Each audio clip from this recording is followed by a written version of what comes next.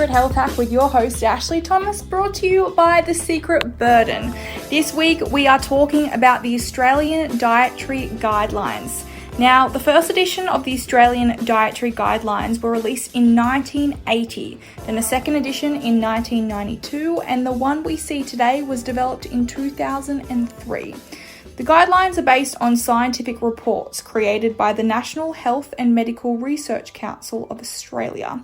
The guidelines were developed to promote health and well-being and reduce the risk of disease.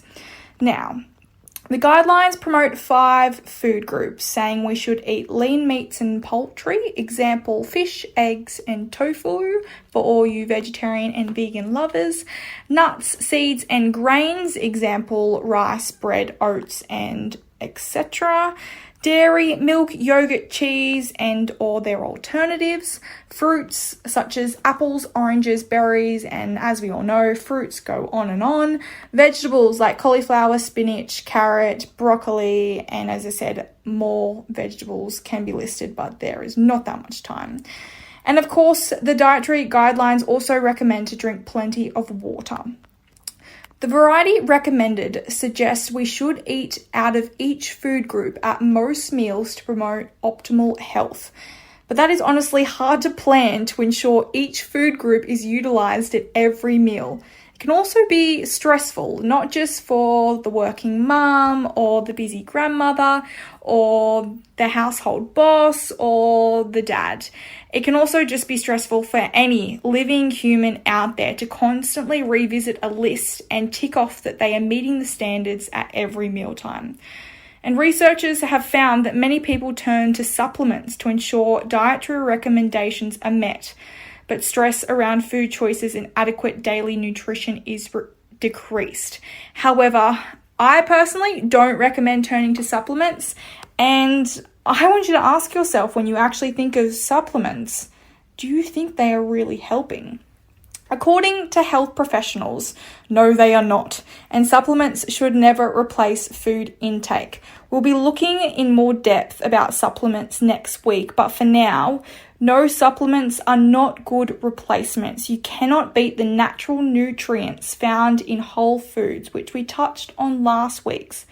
Whole foods are a winner. If you can get your nutrients from its natural source instead of getting it chemically made or through so many different processes, then I find you should always go back to the natural. So on that note, what should we be eating? I once again want you to listen to your body. The Australian Dietary Guidelines are just that. They are guidelines. Moderation is key. Variety is key. Food pleasure is key. And honestly, food freedom and cravings are key as well. Get experimental with your food and enjoy an abundance of different flavors and foods. Don't be stuck on eating the same food every day and stressing about what your diet is missing. Enjoy the nourishing your body process. Try to hit the food groups, but if it's stressing you, let go and do the best you can. Remember, it isn't just about looking after your physical health, but your mental health too.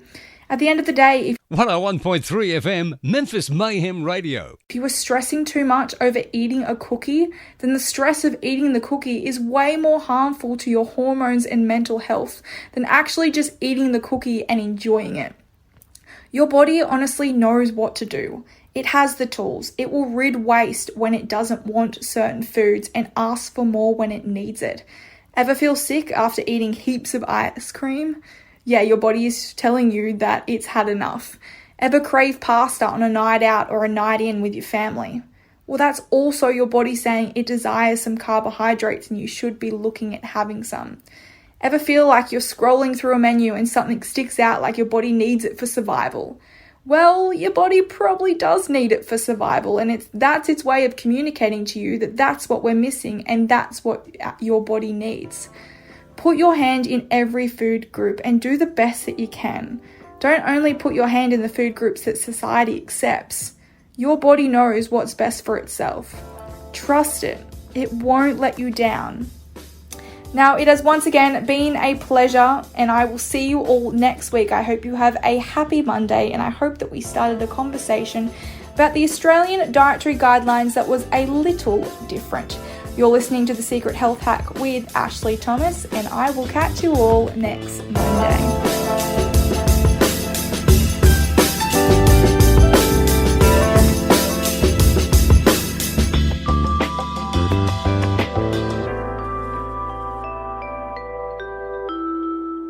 Secret Health Hacks provides a perspective to health information and is not intended to be a substitute for professional medical advice. Always seek the guidance of your doctor or other qualified health professionals with any questions you may have regarding your health or medical condition.